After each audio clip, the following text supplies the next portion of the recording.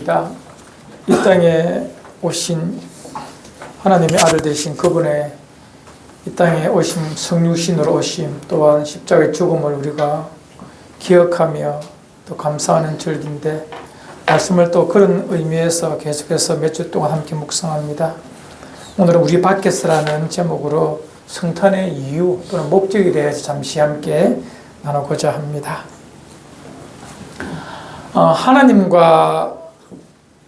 하나님께서 만드신 이 세계, 6일 동안 창조하시고 인간을 에덴이라는 곳에, 가장 아름다운 곳에 두시고 살게 하셨고, 그에게 영원한 생명을 주셨고, 또 한 가지 하나님은 하나님이시고 만들어진 피조물인 인간 아담임을 알게 하시기 위하여 하나의 약속을 만드셨죠.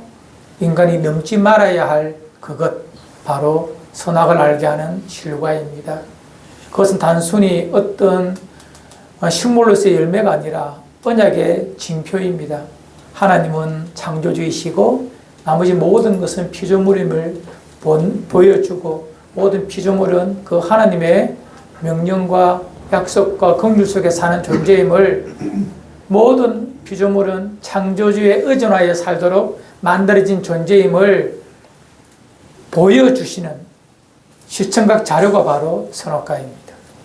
그래서 선악과는 나의 것이니 너 이것을 먹지 아니하므로 너가 피조물을 나에게 확인시켜 주라고 말씀하신 의도가 바로 그 아담과 하나님과의 관계 언약입니다.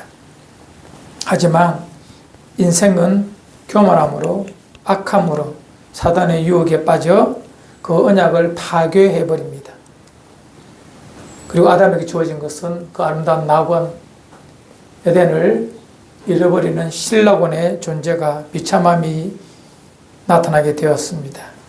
이제 그가 서 있는 모든 피조 세계는 저주의 땅, 저주의 현장이 되었습니다. 그 저주의 모습을 창세기 3장 17절에 19절은 이렇게 기록하고 있습니다. 아담에게 이르시되 내가 내 아내의 말을 듣고 내가 내게 먹지 말라 한 나무 열매를 먹었은즉 땅은 너로 말미암아 저주를 받고 너는 내 평생에 수고하여야 그 소산을 먹으리라. 땅이 내게 가지덤불과 엉겅퀴를 될 것이라. 내가 먹을 것은 밭의 채소인즉 내가 흙으로 돌아갈 때까지 얼굴에 땀을 흘려야 먹을 것을 먹으리니 내가 그것에서 취함을 입었습니다. 너는 흙이니 흙으로 돌아갈 것이니라 하시니라. 이제 이 모든 세상은 악함으로 그 창조의 기능들을 다 발휘하지 못하는 버려진 땅, 생명이 말라버린 땅이 되었습니다. 인간의 죄로 말미암음입니다. 창세기는 그것을 기록해 놓고 있어요. 그리고 상징적으로 아담이 이제 타락하고 난 다음에 아들을 낳습니다. 가인을 놓고 아벨을 낳아요. 아들을 놓아놓고 왜 이름을 가인과 아벨이라 지었느냐? 여러분 잘 아시죠? 카인은 찌르는 창을 의미합니다. 그 속뜻은 악함을 뜻합니다. 찔러서 빼앗는 악함을 아들 가인에게 붙여주었고, 또 하나의 아들 이름을 아벨이라 했습니다. 허벨이란 히브리어인데 그것은 한숨, 텅 빔, 공허를 뜻합니다. 아들을 낳고 그 아들 둘에게 이름을 지은 것은 이 세상의 어떠함을 보여주기 위한 아담의 고백이기도 합니다. 이 세상은 악합니다. 그리고 공허합니다. 허망합니다. 이것이 이 피조세계의 실존이요 모습입니다. 창세기 1, 2, 3장은 인생이 어떤 위치에 있는 존재이며 죄로 말미암아 이 땅이 어떻게 되었는가에 대한 것을 우리에게 분명히 보여주고 있습니다. 저주받은 신라원의 존재가 되어버린, 그리고 스스로 약함을 알고 있는 인생이 강해지려고 하면 악해진다는 이 어처구니 없는 이 무너져버린 이 피조세계에 대한 허망함을 말해주고 있습니다. 그래서 로마서 3장 10절로 12절에서 이 피조세계를 이렇게 말하고 있습니다. 기록된 바 의인은 없나니 하나도 없으며 깨닫는 자도 없고 하나님을 찾는 자도 없고 같이 합시다. 다 치우쳐 함께 무익하게 되고 선을 행하는 자는 없나니 하나도 없도다. 예. 인생은 다 이제 하나님도 찾는 자도 없고 하나님을 찾는 자도 없고 다 무익하게 되어서 선을 향하는 자 없는 정말 죽음과 절망과 이 어둠밖에 없는 땅이 되어버렸습니다. 그래서 인생은 이 땅에 사는 모든 인생은 본능적으로 이제 자기보다 강한 자를 찾게 되어 있어요. 절대자를 찾으려고 합니다. 아니 필요하면 만들어서라도 신적인 존재를 자기 곁에 앞에 두고자 합니다. 하지만 하나님을 알지 못하기 때문에 창조주를 알지 못하기 때문에 인생은 끊임없이 그 비슷한 어떤 것을 만들어 자기가 섬기고 의지하고 싶어 한다는 것입니다. 하지만 인생은 알게 됩니다. 그렇게 될수록 인생은 아벨이라고 흠함 밖에 남지 않음을 그들이 알게 됩니다. 그들이 만들어낸 신조차도 그림자이며 우상에 불과하며 아무것도 아닌 것임을 스스로 자각하게 되고 이제 절망을 그가 알게 됩니다. 인생은 피조물은 절망 그 자체이다. 이제 끝났다. 아무것도 없다라는 것을 인생이 알게 되죠. 이런 모든 피조세계의 고단함을, 피조세계의 절망을 오늘 로마서 읽었던 말씀에서는 우리에게 이렇게 말씀해 주고 있습니다.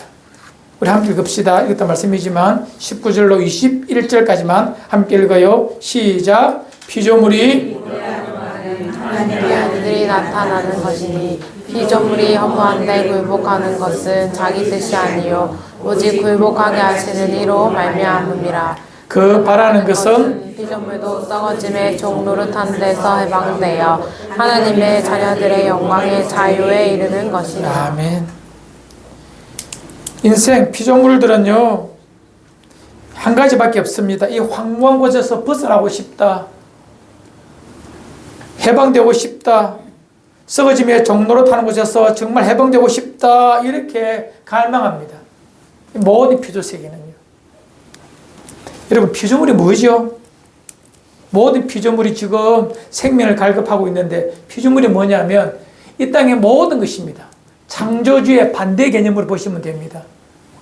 눈에 보이는 모든 것, 탄생, 성장, 소멸하는 모든 것을 우리는 피조물이라고 말합니다. 인간은 말할 것도 없고 산과 들도 피조물이요 늘 있다고 생각하는 해와 달도 피조물입니다. 이 땅에 눈에 보이는 모든 것은 피조물입니다. 그 피조물이 지금 뭐 한다고요? 탄식합니다. 괴로워 미치겠다. 못 살겠다. 존재하기 어렵다. 너무나 이 피조세계가 아프다. 힘들다. 이렇게 말하고 있습니다. 이성을 가진 인생은 물론이요 이성 없는 만물들도 탄식하고 있다라고 오늘 말씀은 우리에게 표현하고 있습니다. 그들이 바라는 것이 뭐냐? 그 옛날 창조의 아침 타락하기 전에 그 에덴의 모습을 하나님께서 만드신 그 창조의 본 모습을 그들이 바라고 원한다는 것입니다. 그것을 그리워한다는 것입니다. 하나님의 구원을 소망하고 있다는 것입니다. 하지만 이 피조세계는 그 모습을 회복할 수가 없습니다. 만들어낼 수가 없다는 것입니다. 왜냐하면 로마 323절의 말씀처럼 모든 사람이 죄를 범하였음에 하나님의 영광에 이르지 못한다라고 정언하고 있기 때문에 그렇습니다. 인간 스스로 하나님의 영광에 그 모습으로 회복될 수가 없습니다. 이 땅에 있는 사람들은 구원을 만들어낼 수가 없다는 것입니다. 이 썩어짐에 이 유한한 존재를 극복할 수 있는 길이 인간에게 없습니다. 모든 길은 다 단절되어 버렸습니다. 이것이 인간의 숙명입니다. 이제 피조세계는 소망이 없습니다. 없다라고 말합니다. 끝! 이렇게 말했다는 것입니다. 이 모든 죽음으로 귀결되는 인생의 숙명 앞에 이 피조세계가 어떻게 할 수가 없어요. 왜? 죄로 말미암아 단절되고 끝났기 때문에 모든 피조세계가 힘들어하고 있다는 것입니다. 그것이 이 지구, 이 피조세계의 본 모습이었습니다. 그래서 인간은 물론이요, 모든 피조 세계는 생명이 오기를 원합니다. 영혼은 그 무엇이 우리에게 나타나기를 원합니다. 피조물이 고대하는 바가 있었습니다. 하지만 피조물 안에서는 그것을 만들어낼 수도 없고 구현해낼 수도 없는 것입니다. 유일한 길이 있다면 어떻게 해요? 이 피조물 밖에서 이 피조 세계로 들어와야 합니다. 생명이 다 끝나버렸기 말라버렸기 때문에 이 피조 세계는 이제 끝난 거예요. 하나님을 버렸기 때문에, 생명을 버렸기 때문에 이 피조 세계는 끝나버렸다고 성경 우리에게 말하고 있지 않습니까? 이 피조 세계는 허무한데 굴복합니다. 왜요? 하나님이 그리워서, 창조주가 그리워서 그것을 만들어내고 찾는데 그 모든 것은 허무합니다. 말씀드렸잖아요. 인생은 뭐라? 아벨이라고. 허무한 뿐이라고요. 그래서 이 피조 세계를 구원해내기 위하여, 이 피조 세계를 살려내기 위하여 인간이 만들어낼 수 있는, 할 수 있는 일이 아무것도 없습니다. 피조 세계에 할 수 있는 방법이 없습니다. 아무리 무엇을 만들어서 의미를 부여해도 그것은 우상이요. 우상의 마지막은 뭐라? 허망함입니다. 이 땅에 수많은 종교들이 있잖아요. 철학들이 있잖아요. 그들이 말하는 것이 뭐죠? 허망함입니다. 아무것도 없는 것입니다. 인간의 지성이 뭐죠? 무엇을 안다는 것, 그조차도 그 지성의 한계에 마지막에 이르렀을 때는 어둠임을 똑똑한 지혜자들은 다 말합니다. 철학자든 누구든. 한국에서 가장 똑똑하다 했던 이어령 박사도 그 지성 끝에 아무것도 없는 나락임을 알았기에 그는 죽기 전에 지성 너머에 있는 그 무엇, 영성이라고 말하죠. 그곳에서 그는 빛을 발견하고 그것으로 돌아가고자 그 길을 선택했기 때문에 그는 기독교인이 되었지 않습니까? 이 피조 세계는 답이 없다. 가능성이 없다. 희망이 없습니다. 그럼 이 피조 세계가 살아나기 위하여 어떻게 되어야 되죠? 이 피조 세계 밖에서 생명이 들어와야 합니다. 이 피조 세계 밖에서 희망이 들어와야 합니다. 하나님께서 그 위대한 창조주께서 그 엄청난 일을 우리에게 보여주셨습니다. 행하셨습니다. 그것이 뭐라? 성탄입니다. 창조주가 피조물 안으로 들어왔습니다. 피조물 밖에서 피조물에게 오신 것입니다. 하나님께서 오셔야만 됩니다. 그것을 우리는 성탄이라고 말합니다. 말씀이 육신이 되어 우리 가운데 거하심에 하나님께서 인간의 몸을 입으시고 이 땅에 오셨습니다. 그것을 우리는 성육신, 그 오신 분의 이름을 예수, 그분의 일이 그리스도, 사역이 메시아 사역, 즉 구원자로 우리에게 오신 것입니다. 이것이 기독교가 말하는 회복이요 생명입니다. 인간에게는 아무런 소망이 없기에, 이 피조 세계는 스스로 살 수 있는 길이 없기에 피조 세계 밖에서 우리에게 생명이 와야 합니다. 말씀드렸죠. 피조 세계가 뭐라고요? 눈에 보이는 모든 것은 피조물입니다. 이 안에서는 가능성이 없다니까요. 다 죽음이라니까. 우리를 구원하기 위하여 피조 세계 밖에서 와야 합니다. 하나님께서 안으로 오셔야 됩니다. 보여주셔야 합니다. 당신이 어떤 존재임을, 생명이 무엇임을. 그것이 바로 성탄, 예수를 통하여 우리에게 생명의 모습을 보여주신 것입니다. 이 세상 밖에서 이 세상을 위하여 오신 하나님의 사랑, 구원. 그래서 우리는 이 구원은 하나님의 선물인 것입니다. 하나님 우리 주신 것, 인간이 만들어낼 수도 없고 구현해낼 수도 없고 인간의 상상력으로 이루어낼 수가 없는 것입니다. 창조주로부터 와야 되기 때문에 그것이 뭐라? 선물이 되는 거예요. 무슨 말씀이 이해됩니까, 여러분들? 왜 구원이 선물이냐? 인간에게는 가능성이 0.01%도 없기 때문에 피조 세계는 모든 피조물은 그 생명을 갈급해하고 있는데, 그래서 신도 만들어 보고 철학도 철학을 통하여 인간의 지성을 가지고 뭘 만들어내지만 결국은 험한 아벨밖에 안 됩니다. 힘으로서 무엇을 하려고 하니까 그것은 악함밖에, 가인밖에 안 된다는 거예요.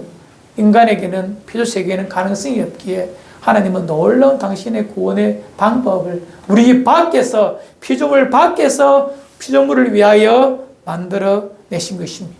그래서 이 영원한 생명 구원은 하나님의 선물일 수밖에 없는 것입니다. 그래 에베소서 2장 8절 9절 잘 아는 말씀이죠. 우리 함께 읽어요. 시작. 너희는 그 은혜에 의하여 믿음으로 말미암아 구원을 받았으니 이것은 너희에게서 난 것이 아니요 하나님의 선물이라.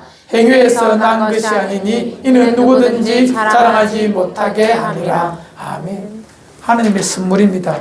무엇이 우리 하나님의 선물이죠? 은혜가, 구원이, 믿음이 무엇이 선물입니까? 우리 좀 교회 다니시는 분들 이거 고민해 봐야 됩니다. 우리는 믿음이 선물이라고 말하잖아요. 맞아요. 구원도 선물이에요. 은혜는 당연히 선물이겠죠. 하지만 여기서 말하는 선물은 은혜도 믿음도 구원도 헬라 원어로 성경 보면 둘, 셋 다 아닙니다. 좀 어려운 말이지만 믿음, 은혜, 구원은 다 이 여성명사고 선물은 중성명사입니다. 즉 지시대명사가 세계를 가리키지 않다는 겁니다. 이것은 선물인데 이것을 말하는 이 말은요, 앞에 있는 세 개가 아닙니다. 뭔지 아십니까? 저 전부를 말하는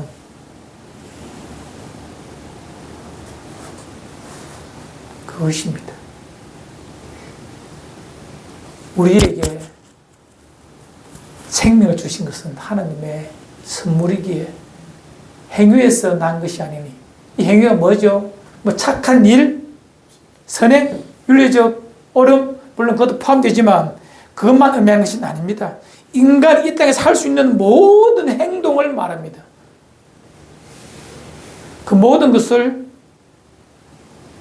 것이 나온 것이 아니기 때문에 그 누구도 내가 하나님의 이 선물을 받은 것에 대하여 자랑할 수 없다는 것입니다. 전적인 하나님의 선물이요 최고의 선물입니다. 그래서 성탄 예수 그리스도의 오심은 하나님께서 이 땅에 주신 최고의 선물입니다. 이 선물은 너무 위대하고 존귀해서 값을 매길 수가 없습니다. 선물 받을 자가 하나님의 크신 경륜 속에 하나님은 정해놓으시고 여러분 한 분 한 분에게 그것을 선물로 주신 거예요. 참 놀라운 일입니다.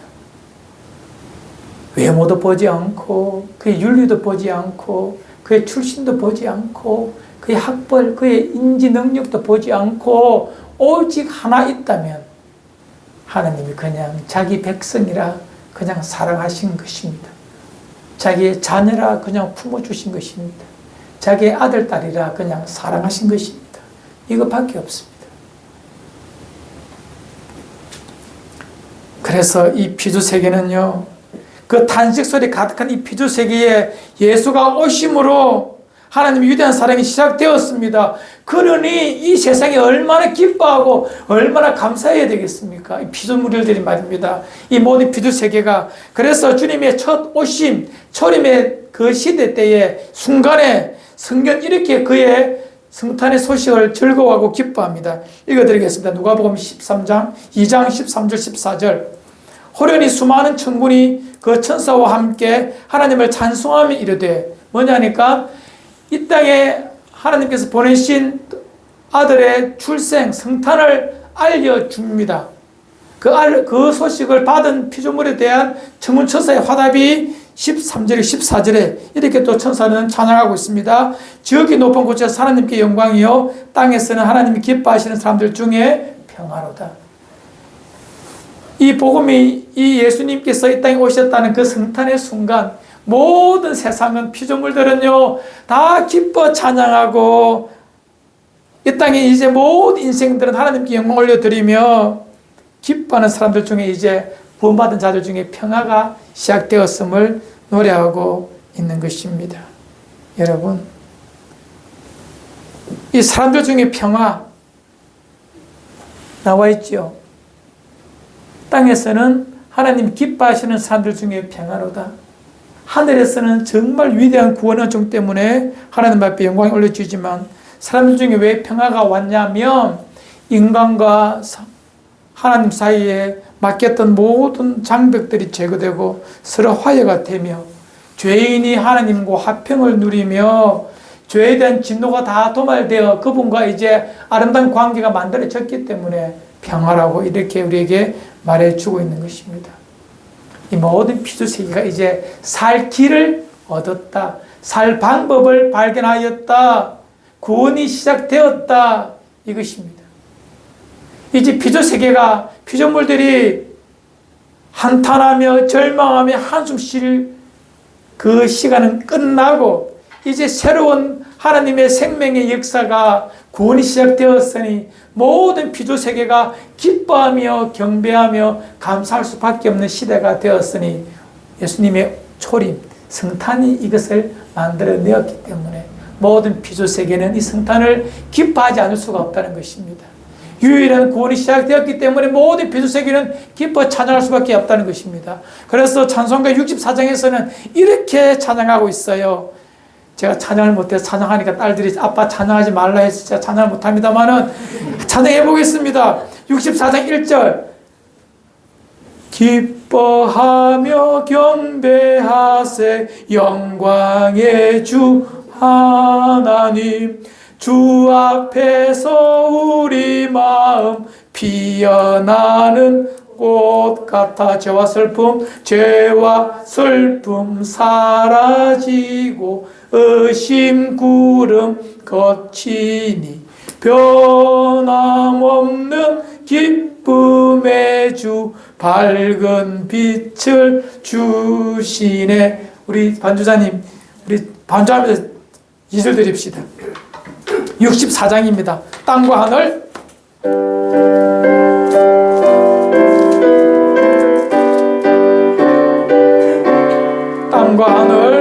땅과 하늘 만물 주의 솜씨 빛내고 별과 노래소리 끊임없이 드높아 물과 숲과 산과 골짜 들판이나 바다 모든 만물 주의 사랑 기뻐 찬양하여라. 아멘. 여러분 이 찬양이 가능한 이유가 바로 이것 때문입니다. 모든 피조세계가 예수님의 오심 때문에 기뻐 찬양할 수밖에 없는 것입니다. 생명이 시작되었고 구원이 시작되었기 때문에 그렇습니다. 이제 모든 피조물들 한숨 쉴 필요 없다는 것입니다. 생명의 주가 오셨으니 기뻐 찬양하는 것밖에 없다는 것입니다. 이것이 우리에게 주신 하나님의 선물임을 여러분들이 그 선물의 수혜자임을 믿고 감사하시기를 바랍니다. 내가 그 은혜를 받아 이 은혜를 누리게 되었다는 것이죠. 언제요? 지금부터 6년 전에 기원전 4세기에 성탄의 기쁜 소식이 있었거든요. 이 하나님의 구원의 경륜은 아들을 통하여 이 땅을 이 피조세계의 한탄을 한숨을 절망을 기쁨과 노래로 찬양으로 바꿔줄 하나님의 위대한 구원의 경륜은 갑자기 이루어진 것이 아닙니다. 우리는 구약 성경이라고 알고 있잖아요. 거기서 끊임없이 하나님은 이 위대한 구원을 이루시겠다라고 약속을 끊임없이 하셨거든요. 구약에 나타난 하나님의 구원의 약속, 예수 오시기 700년 전에 선지자를 통해 우리에게 말씀해 주셨습니다. 이사야 7장 14절 어떻게 그가 오실까? 함께 읽읍시다. 시작. 그러므로 친히 징조를 너에게 주실 것이라. 보라 처녀가 잉태하여 아들을 낳을 것이요 그의 이름을 임마누엘이라 하리라. 예수 오시기 전에 700년 전 이사야 선지자를 통하여서 이렇게 말씀하십니다. 주께서 친히 이 피조세계에 구원의 징조를 보여주실 것이다.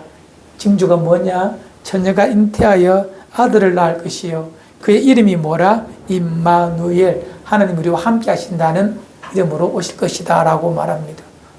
처녀가 잉태하여 마리아가 성령으로 잉태된 아들을 낳음으로 이 예언이 700년 전에 하신 예언이 성취가 되었습니다. 또한 동일한 시대에 살았던 미가라는 선지자는 5장 2절에서 그분이 어디에서 태어날 것을 이미 700년 전에 기록해 두었습니다. 함께 읽어요. 시작. 베들레헴 너는 유다 족속 중에 작을지라도 이스라엘 다스릴 자가 내게서 내게로 나올 것이라. 그의 근본은 상고의 영원에 있느니라. 그의 근본, 그의 출발은 상고, 아주 오래전에 영원한 존재이신 그분이 태어나는데 어디에서? 베들레헴, 다윗의 동네 베들레헴에서 태어난다. 작은 곳이지만 그것이 하나님의 구원의 현장이 될 것이다 라고 예수님 오시기 700년 전에 이미 예언해 두었다는 것입니다. 그 예언의 성취를 따라서 예수님은 베들레헴에서 태어납니다. 예루살렘에서 얼마 떨어지지 않냐는 그곳에서 태어났죠. 또한 그분이 어떠한 삶을 살고 어떠한 메시아로서의 사역을 할 것인가에 대해서도 이사야서 53장 4절 5절에서 우리에게 이렇게 또한 기록해 놓고 있습니다. 함께 합시다. 시작. 그는 실로 우리의 질고를 지고 우리의 슬픔을 당하였거늘 우리는 생각하기를 그는 징벌을 받아 하나님께 맞으며 고난을 당한다 하였노라. 5절. 그가 찔림은 우리의 허물 때문이요 그가 상함은 우리의 죄악 때문이라. 그가 징계를 받음으로 우리는 평화를 누리고 그가 채찍에 맞음으로 우리는 나음을 받았도다. 그분이 하나님이신 그분이 인간의 몸을 입으시고 오시고 그리고 그가 어떻게 이 땅을 구원해 낼까에 대한 메시아 사역을 고난받는 종의 모습으로 이 땅에서 이 땅을 구원할 것이다 라고 우리에게 700년 전에 예수님 오시기 700년 전에 말씀해 놓으시고 예수님이 말씀대로 십자가를 지시고 매 맞으며 살 찢으며 고난당하시며 숨어 얻으시며 십자가에 죽으심으로 우리를 대신하여 고난 받으심으로 이 땅을 구원하는 구원의 길을 만들어 내신 것입니다. 언제요? 예수님 오시기 700년 전에. 하나님의 구속의 경륜이 그러하다는 것입니다. 예언의 성취를 따라서 예수님께서 이제 700년 후에 때가 참에 그 땅에 오셨고 그 십자가의 구원의 은총으로 또 부활로 이제 복음이 우리에게 증거되기 시작하였고 2026년 전 현 시점에 여러분과 저는 그분을 믿어 하나님의 자녀로서 신라곤에서 살던 인생이 이제 다시 복락원으로서 돌아갈 수 있는 길을 얻고 조금은 온전하진 않지만 복락원의 모습을 바라보면서 살면서 우리는 이 시대를 살고 있는 존재가 되었습니다. 여러분, 하나님의 때가 찬 경륜이 이 위대한 일을 만들어내었는데 그래서 갈라디아 4장 4절 6절에 사도 바울은 이 사건을 이렇게 말합니다. 함께 합시다. 시작. 때가 참에 하나님이 그 아들을 보내사 여자에게서 나게 하시고 율법 아래에 나게 하신 것은 율법 아래에 있는 자들을 속량하시고 우리로 아들의 명분을 얻게 하려 하심이라. 아멘. 예수님께서 부활 승천하시고 복음을 전할 그때에 사도 바울은 갈라디아 지역, 지금의 터키 지방입니다. 거기 있는 교회들에게 이렇게 하나님의 말씀과 복음을 전한 후에 그들에게 예수 그리스도 어떤 분이심을 설명해 주기 위해 보낸 편지 성경이 바로 이 갈라디아서라는 성경인데 이렇게 말합니다. 때가 참에 하나님의 구속의 경륜이 완성이 되었고 이사야 선지자의 미가 선지자의 예언의 성취 700년 뒤에 이루어진 그 성취가 때가 참에 하나님은 아들을 보내셨고 여자에게 나게 하셨고 율법 아래에 나게 하신 것. 이 부분 중요합니다. 왜? 여러분 이런 질문 있잖아요. 하나님께서 그냥 달 옆에 엄청나게 큰 십자가나 아니면 큰 귀한 현상을 보이면서 내가 창조주의 나를 믿으라 이렇게 말씀하지 않으시고 왜 인간의 몸으로 오셨지요? 라고 물으면 700년 전에 예언하셨잖아요. 인간의 몸으로 여자의 몸에서 태어난다고. 그래서 여자의 몸으로 온 것입니다. 또 하나 있다면 그분이 인간이셔야 되기 때문에 그렇습니다. 우리의 죄를 대신할 대속 제물이 되기 위해서는 인간이셔야 되기 때문에 인간의 몸으로 오신 거예요. 율법 아래에 났다는 것은 뭐냐 하면 율법은 죄를 죄되게 하는 것입니다. 죄라고 율법이 정해놓으면 그 죄 때문에 우리가 다 죽음을 알기 때문에 그 죄에 대한 해결로서 율법을 이루시기 위하여 제물되어 주시기 위하여 오셔야 되기 때문에 율법 아래에 태어났다라고 우리에게 정언해 주고 있습니다. 그래서 예수님을 믿는 모든 자들은 이제 그로 말미암아 속량, 이제 모든 죄가 사라지고 우리가 그의 하나님의 아들의 직분을 명분을 얻게 되었다라고 우리에게 말해주고 있습니다. 여러분, 그것이 여러분과 저의 본 모습입니다. 그리고 우리는 그분을, 하나님을 이제 두려워하는 신이 아니라 아빠, 아버지라고 부를 수 있습니다. 읽었던 갈라디아서 4장 6절에 보면 이런 말씀이 있습니다. 읽어드릴게요. 너희는 아들들이므로 하나님이 그 아들의 영을 우리 마음 가운데 보내사 아빠, 아버지라 부르게 하셨느니라. 7절에서는 내가 이후로는 종이 아니요 아들이니 아들이면 하나님으로 말미암아 유업을 받을 자니라. 여러분과 저 얻게 된 위대한 명분, 위대한 이름, 위대한 권리가 하나님의 자녀고 하나님을 아빠, 아버지라 부를 수 있고 영원한 것을 기업으로 받은 하나님의 백성으로 살게 되었다는 것입니다. 이것이 성탄이 우리에게 준 위대한 사건이요 현실입니다. 이제 말씀을 정리해 보고자 합니다. 하나님, 우리 앞에 주신 하나님의 이 구원은 이렇게 정의할 수 있습니다. 오늘 앞에 그 대충 기억 못해도 이거는 꼭 기억하셔야 합니다.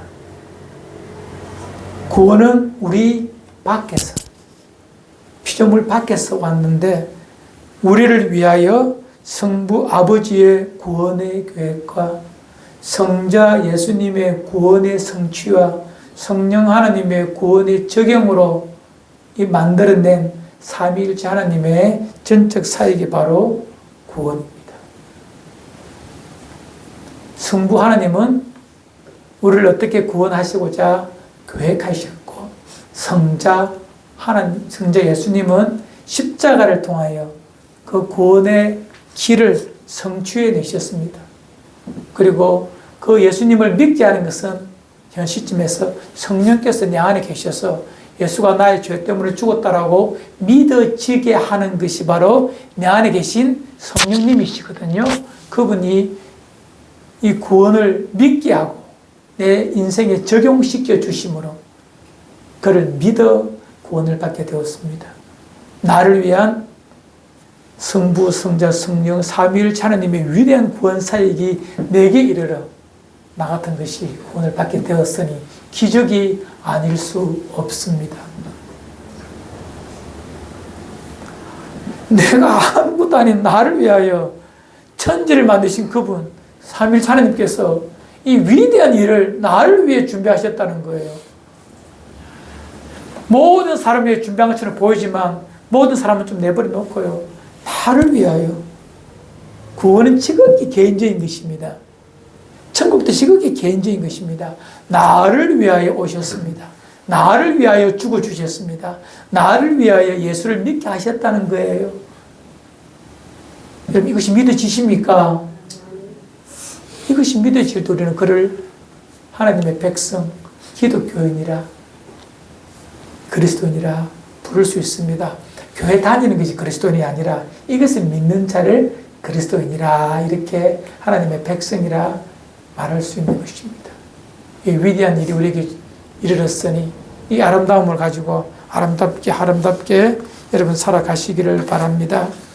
뿐만 아니라 이 구원뿐만 아니라 여러분 우리에게 뭘 주셨냐면 이제 이 땅에 살지만 영원한 저 하나님의 나라, 하늘 자원으로, 하늘의 선물로 이 땅을 살 수 있는 특별한 길을 주셨습니다. 이 땅에 있는 모든 인생들은 자기가 열심히 살아야 돼요. 땀을 흘리며 살아야 돼요. 우리 처음에 예배 처음 시작할 때 읽었던 창세기 3장의 말씀처럼 땀을 흘리고 예수가 노력하고 땅이 주는 대로만 사는 것이 신라군의 백성의 실존이라면 이제 우리는 신라고를 넘어선 복락은 회복된 하나님의 백성들이기 때문에 하늘 자원으로 사는 하나님의 자녀들입니다. 세상 사람은 죽을도 살도 열심히 살아야 되지만 이 땅의 사람들은 성실하게 살되 하나님의 도우심을 날마다 구하며 살면 그들이 받지 못하는 그 독특하고 특별한 유별난 하나님의 도우심이, 인도하심이, 자녀를 대하시는 특별한 하나님의 배려가 우리의 삶을 이끌어 간다는 것입니다. 이것이 또 다른 선물임을 여러분 꼭 믿으십시오. 이것은 자녀가 누리는 권세, 권리입니다. 기도를 통하여 성령 하나님의 도우심을 통하여 우리는 이런 선물도 받으며 사는 존재들입니다. 교회 다니면서 내 힘으로 산다는 것, 그거 아버지가 재미나는 예화 하나 드릴게요. 근데 조그마한 꼬마 둘이서 집 앞에서 싸웁니다. 한 3살, 4살짜리가.